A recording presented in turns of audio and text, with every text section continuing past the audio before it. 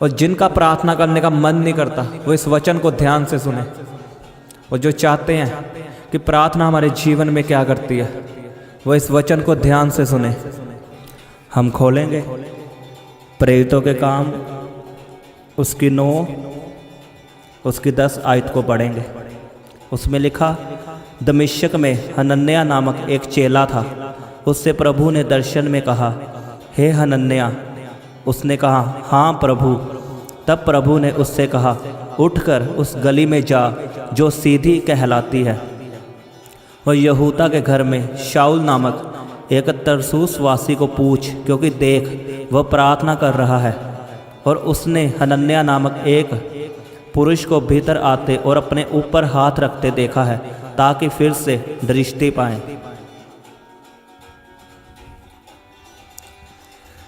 मैं आपको इस कहानी को बताता हूँ।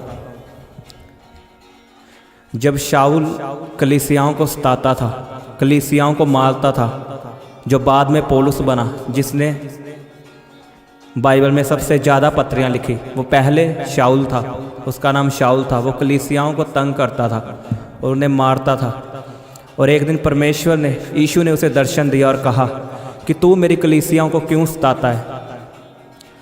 और तब यीशु ने जब उसे दर्शन दिया और वो अंधा हो गया, पौलुस अंधा हो गया, शाऊल अंधा हो गया, और वो प्रार्थना कर रहा था कि परमेश्वर मैं देखने पाऊँ। और परमेश्वर ने अपने दास पे, जिसका नाम हनन्याह है, उस पे जाहिर किया कि तू शाऊल के पास जा, क्योंकि वो प्रार्थना कर रहा है। और उसके सिर पे हाथ रख, और वो देखने लगे। और जब उसने उसके लिए प्रार्थना की, उसके सिर पे हाथ रखा, तो शाऊल देखने लगा। और उसने यीशु मसीह का प्रचार बहुत आगे तक पहुंचाया। मुझे एक बात बताओ, जब शाऊल परमेश्वर से मांग रहा है कि मुझे आंखें दे, मेरा अंधापन खत्म हो, तो परमेश्वर ने डायरेक्ट उसे छुआ क्यों नहीं? उसने क्यों अपने दास हनन्याह पे जाहिर किया कि जा शाऊल के पास जा, वो प्रार्थना कर रहा है। आज लोगों को पता नहीं कि हमारी प्रार्थना से होता क्या है। जब तक आप प्रार्थना में मुंह नहीं खोलोगे, आप प्रार्थना नहीं करोगे, तो आप पे कई चीज़ें, कई आशीषें जाहिर नहीं होंगी। क्योंकि परमेश्वर कुछ चीज़ें आपको डायरेक्ट नहीं देता, वो अपने दास के द्वारा देता है। कुछ आशीषें वो लोगों के द्वारा देता है। आज लोग अपने डिवाइन हेल्प पर गवा देते हैं। पता क्यों? वो प्रार्थना नहीं करते। जब आप प्रार्थना करते हो और रेगुलर प्रार्थना करते हो, तो आपके डिवाइन हेल्पर रिलीज होते हैं। आपके काम वहाँ से बनते हैं जिनसे आपको आस नहीं होती।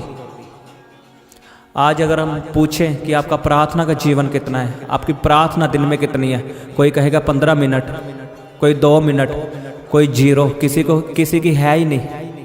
अगर आपका सिर दर्द होता है तो आपको उसके लिए 1 रुपए की गोली खानी पड़ेगी, आपका सिर दर्द सही हो जाएगा। मुझे एक बात बताओ, उसी गोली से कैंसर सही होगा? पत्थरियाँ निकलेंगी वही सिर दर्द की गोली से? क्या पत्थरियाँ जाएंगी, रसोलियाँ जाएंगी? अगर आपको कैंसर है तो उसे निकालने के लिए क्या करना पड़ेगा? आपको अच्छे डॉक्टर के पास जाना पड़ेगा और उससे ऑपरेशन करवाना पड़ेगा। आपको पत्थरियों के लिए, रसोलियों के लिए ऑपरेशन करवाना पड़ेगा। तो वो ऑपरेशन भी बड़ा होता है, उसमें पैसा भी बड़ा लगता है, उसमें समय भी ज़्यादा लगता है। और आज हम चाहते हैं कि हमारी 2 मिनट की प्रार्थना से हमारा कैंसर जाए, हमारी बड़ी मुसीबतें हल हो। आपकी छोटी प्रार्थना आपका सिर दर्द सही कर सकती है, लेकिन आपका कैंसर सही नहीं कर सकती। आपकी पत्थरियों को निकाल नहीं सकती, रसोलियों को निकाल नहीं सकती। अगर आपका काम बड़ा है तो आपकी प्रार्थना भी बड़ी होनी चाहिए। आज हमारी प्रार्थना 15 मिनट रह चुकी है, 2 मिनट, और कई तो करते ही नहीं। इतने बेशर्म है, कई लोग प्रार्थना ही नहीं करते। सोचो, अगर शाऊल प्रार्थना ना करता तो क्या हनन्याह पे जाहिर होता कि जा उसके पास और उसे आंखें दे, उसके लिए प्रार्थना कर। आज आप चर्च में जाते हो बिना प्रार्थना किए, तो कैसे परमेश्वर का दास आपके लिए भविष्यवाणी करे? जब तक आप प्रार्थना नहीं करोगे, परमेश्वर का आत्मा कैसे अपने दास पे जाहिर करेगा कि इसके लिए ये आशीष को बोल? आपको पता होना चाहिए कि प्रार्थना करने से होता क्या है। प्रार्थना करने से लोगों के मन बदलते हैं। पुराने नियम में लिखा कि राजाओं का मन यहोवा के हाथ में रहता है, वो जिधर चाहे उसे मोड़ देता है। आपकी पत्नी आपको छोड़ के चली गई है, आपके बच्चे आपको छोड़ के चले गए हैं, क्या आप प्रार्थना करते हो? अगर आप प्रार्थना करने वाले इंसान हो तो यहोवा उनका मन आपकी ओर मोड़ेगा, वो वापिस आएंगे। अगर आपकी प्रार्थना 2 मिनट 15 मिनट है तो इससे कुछ नहीं होने वाला, इससे कुछ नहीं होने वाला। मैं सीरियस बता रहा हूँ आपको। आपको अपनी प्रार्थना को बढ़ाना होगा। पहले आपको पता होना चाहिए कि प्रार्थना ज़िंदगी में, प्रार्थना मेरी ज़िंदगी में करती क्या है। आपको प्रार्थना की ताकत का पता होना चाहिए।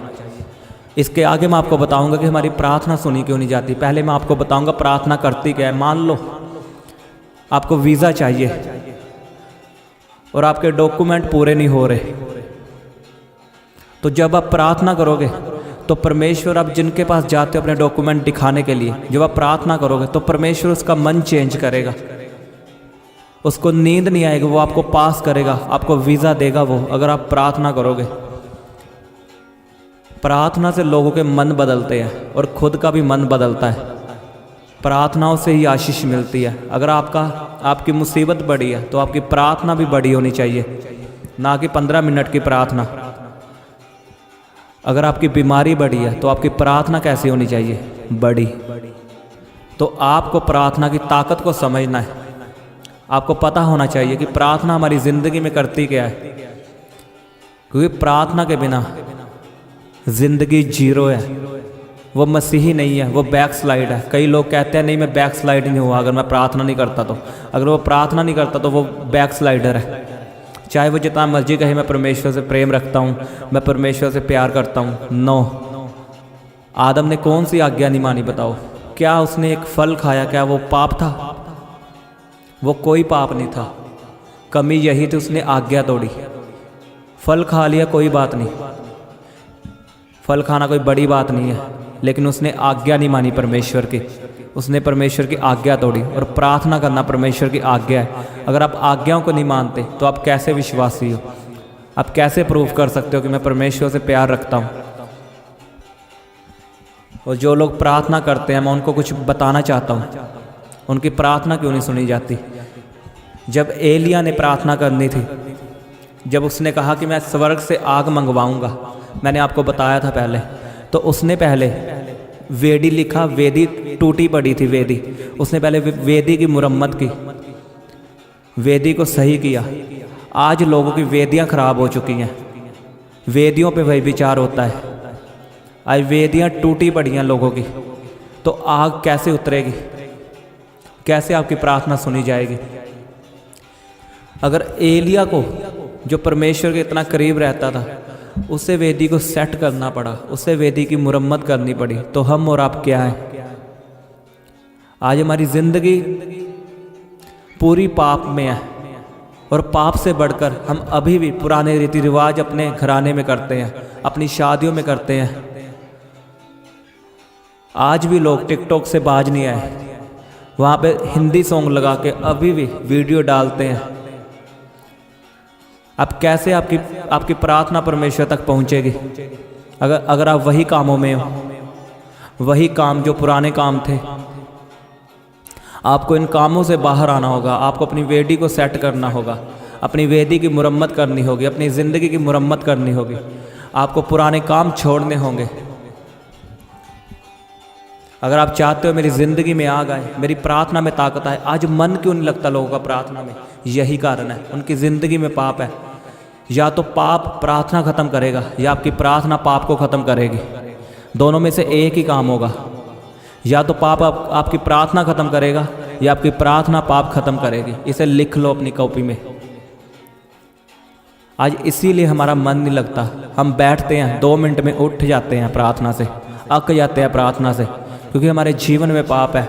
हमारे जीवन में गर्लफ्रेंड बॉयफ्रेंड है, हमारे जीवन में भाई विचार है, नशा करके आए हैं, इसलिए हमारा दिल नहीं लगता प्रार्थना में। हमारी वेदी सेट नहीं है, और फिर रिजल्ट नहीं आता हमारी ज़िंदगी में, हमारी प्रार्थना का उत्तर नहीं आता। फिर हम निराश होते हैं और फिर परमेश्वर को कोसते हैं कि परमेश्वर तूने ये नहीं किया, वो नहीं किया। गलती हमारी है, हमारी प्रार्थना वाली ज़िंदगी नहीं सही। बिना वेदी की मुरम्मत किए आग कभी नहीं उतरेगी, और बिना आग के प्रार्थना कभी नहीं होगी, और बिना प्रार्थना के रिजल्ट कभी नहीं आएंगे। सच में मैं बता रहा हूँ कभी नहीं आएंगे रिजल्ट, क्योंकि बिना प्रार्थना के हमारी ज़िंदगी अधूरी है। हम ना तो परमेश्वर के वचनों पे चल सकते बिना प्रार्थना के, और ना उससे आशीषों को ले सकते। मैंने आपको बताया था ना कि परमेश्वर कौन सा काम नहीं कर सकता, वो सभी काम कर सकता, लेकिन एक काम है जो वो कभी नहीं करेगा और ना ही कर सकता, वो अपने वचन से बाहर कभी नहीं आ सकता। वो अपने वचन से बाहर आके आपको आशीष कभी नहीं दे सकता। अगर आपको आशीष चाहिए तो आपको उसके वचनों के बीच में जाना होगा, क्योंकि वो तो बाहर आ नहीं सकता अपने वचनों से, पर आपको वचनों के बीच जाना होगा। उसके वचनों के बीच कैसे जा सकते हो? प्रार्थना करके, उसके वचनों पे चल के। जब आप प्रार्थना में मांगते हो परमेश्वर अपना अभिषेक दे, तो वो अभिषेक आपको वचनों पे चलाता है। वो प्रार्थना आपको बनाए रखती है। वो प्रार्थना की ताकत जो आपको मिलती है, वो आपको वचनों पे चलने की ताकत देती है। आज लोगों के जीवन में पवित्रता ही क्यों नहीं है? क्योंकि प्रार्थना नहीं है। अगर आपको पवित्रता ही चाहिए, आप चाहते हो मैं गंदे सपनों से आज़ाद हूँ, मेरी सोचों में गलत विचार ना है, तो आपको प्रार्थना करनी होगी। एक प्रार्थना आपको छुटकारा दे सकती है। बिना प्रार्थना के आप कुछ नहीं कर सकते। अगर आप चाहते हो मेरे जीवन में बड़े बड़े काम हो, मेरा कैंसर गायब हो, मेरी पत्थरियां जाएं, तो आपको प्रार्थना भी उस लेवल की होनी चाहिए जिस लेवल की आपकी मुसीबत है, आपकी बीमारी है। अब हर एक की सिचुएशन अलग अलग है। अगर ये बीमार है तो इसको कौन सा वचन काम आएगा? ये कौन से वचन से प्रार्थना करेगा बताओ? अब ये बीमार है, अब ये तो कह नहीं सकता कि प्रभु तेरे वचन में लिखा है मुझे कभी घटी नहीं होगी। ये रॉन्ग प्रेयर है। ये बीमार है, इसे क्या बोलना होगा कि तेरे वचन में लिखा मैं तेरे कोड़े खाने से चंगा हो चुका हूँ, बीमारी मेरा शरीर में कोई अधिकार नहीं, चल जा यीशु के नाम में। ऐसे वचन से प्रार्थना करो। अगर आप गरीबी में हो, एक बात मैं आपको बताना चाहता हूँ, अगर आप चाहते हो कि मेरे गरीबी के शराब टूटे, तो इसमें अकेली प्रार्थना कभी काम नहीं आने वाली। उसने लिखा मलाकी की किताब में कि तुम मुझे लूटते हो, तुम मेरे दशमांश को चुराते हो, और आगे लिखा कि अपने दशमांश मेरे भवन में लाओ और मुझे परख कर देखो मैं कैसा भला हूँ। मैं आकाश के झरोखे खोलकर तुझे आशीष दूंगा और तेरे फालतू झिड़कों को डांटूंगा। आज हम प्रार्थना करते कि परमेश्वर हमें गरीबी से छुड़ा, लेकिन अपना दशमांश हम देते नहीं, अपना बीज हम चर्च में भवन में देते नहीं। तो जब आप ऐसा करते हो, आप उसका दशमांश चुराते हो, तो जो बीमारियां हैं दवाइयों के रूप में आपका पैसा खाती हैं, आपके पैसे दवाइयों में लगते हैं, डॉक्टरों के पास जाते हैं। और उसने यही लिखा परमेश्वर ने कि अपना दशमांश बोकर मुझे परख कर देखो कि मैं तेरे फालतू खर्चों को झिड़कूंगा। अगर आप चाहते हो गरीबी के बंधनों से छूटना, तो आपको दशमांश वफादारी के साथ बोना होगा और फिर प्रार्थना करनी होगी। लिखा जो रोते हुए बोएंगे वो जय जयकार के साथ आनंदित होते हुए काटेंगे। इसमें प्रार्थना काम नहीं आएगी अकेली, बोने के साथ प्रार्थना करना काम आएगा। और अगर आप चाहते हो मैं बीमारी से छूटूं, तो आपको वचनों से प्रार्थना करनी होगी कि उसके वचन में लिखा उसके कोड़े खाने से मैं चंगा हो चुका हूँ। आज विश्वासी के पास बाइबल नहीं है, लेकिन उसके घर में चले जाओ, उसके पास एक अच्छा सूट होगा शादी में जाने के लिए, उसके बाद बाइबल नहीं होगी। आपको बाइबल पढ़नी ही पढ़नी है रोज, और अपने पास एक पर्सनल बाइबल रखनी है मोबाइल के अलावा। मोबाइल में बाइबल पढ़ो ठीक है, लेकिन एक ओरिजिनल बाइबल, कॉपी बाइबल आपको अपने पास रखनी है, उसे रोज पढ़ना है। क्योंकि प्रभु आपसे अगर बात करेगा, वो पहले दासों से बात नहीं करता, अपने लोगों से बात नहीं करता, वो पहले वचन से बात करता है। और आपके लिए सबसे बड़ी भविष्यवाणी पता क्या है? ये नहीं कि उसका दास आके आपको भविष्यवाणी दे, नो, आपके लिए भविष्यवाणी ये वचन है, परमेश्वर की बाइबल है, इसमें आपके लिए भविष्यवाणी लिखी है। जब आप रोज इसे पढ़ोगे तो आपको लगेगा कि परमेश्वर मुझसे बात कर रहा है। आज हमारी बाइबल ऐसे ही पड़ी हुई है फ्रिज पर, उस पर धूल पड़ चुकी है। बाइबल पढ़ना हमारे जीवन से ख़त्म हो चुका है, तो हमारी लाइफ करप्ट हो चुकी है। बाइबल पढ़ोगे तो आपको वचन मिलेगा, और वचन से आप प्रार्थना करोगे तो आपकी प्रार्थना सुनी जाएगी। वचन के बिना भी प्रार्थना अधूरी है। तो आपको पहला काम कौन सा करना है? आपको पता होना चाहिए कि प्रार्थना करने से मेरी ज़िंदगी में होगा क्या। लोगों के मन बदलेंगे और आपका भी मन बदलेगा। प्रार्थना की ताकत लोगों को बदल देती है। और दूसरा, आपको प्रार्थना करनी कैसे है? अपने जीवन को सही करके, अपनी वेदी को सेट करके, अपनी वेदी की मुरम्मत करके। अगर आपकी दुश्मनी आपके भाई के साथ है तो पहले उससे मना। अगर आपकी बहन आपसे नाराज है पहले उससे मना। अगर आपके माता पिता आपसे नाराज है तो प्रार्थना करने से पहले उन्हें मना, उनसे प्यार रख, उन्हें समय दे और फिर प्रार्थना में बैठो, क्योंकि आपकी वेदी की मुरम्मत हो चुकी है। अब आग उतरेगी और आपका प्रार्थना में मन लगेगा। ये श्योर है, आपका प्रार्थना में मन लगेगा यीशु के सामर्थी नाम में। और फिर आपको प्रार्थना करनी कैसे है? वचन के बीज से, जैसे मैं रोज़ आपके साथ प्रार्थना करता हूँ। अगर आपको बीमारी को डांटना है तो वचन के बीज से डांटना बीमारी को। हालेलुया। और ऐसा आप करके देखो, मैं आपको बता रहा हूँ, आप रिजल्ट को देखोगे। आप रिजल्ट को देखोगे यीशु के सामर्थी नाम में। कल से अपनाओ इसे और करके देखो। सुबह उठो, बाइबल पढ़ो और अपनी ज़िंदगी को बदलो और फिर प्रार्थना में बैठो और देखो चेक करके। आमीन। तो आप तैयार हैं ऐसा करने के लिए? परमेश्वर आपकी ज़िंदगी को बदले यीशु के सामर्थ्य नाम। आप अपनी प्रेयर रिक्वेस्ट हमें फेसबुक और इंस्टाग्राम पर भेज सकते हैं। उनके लिंक नीचे डिस्क्रिप्शन पर दिए गए हैं। हम आपके लिए निरंतर प्रार्थना करते हैं और आप परमेश्वर की ओर से आशीष पाएँ, ये हमारी हर रोज़ दुआ रहती है। इसीलिए परमेश्वर आप पे बड़ी कृपा करे। सबको जय मसीह की। उनके लिंक नीचे डिस्क्रिप्शन पर दिए गए हैं। आप इस चैनल को सब्सक्राइब करें, लाइक करें, ज़्यादा से ज़्यादा शेयर करें। हम सुबह 4 बजे और दोपहर को 3 बजे प्रार्थना करते हैं। इस तरह आप हर रोज़ हमारे साथ प्रार्थना में जुड़ सकते हैं। आप सबको हमारी ओर से जय मसीह की।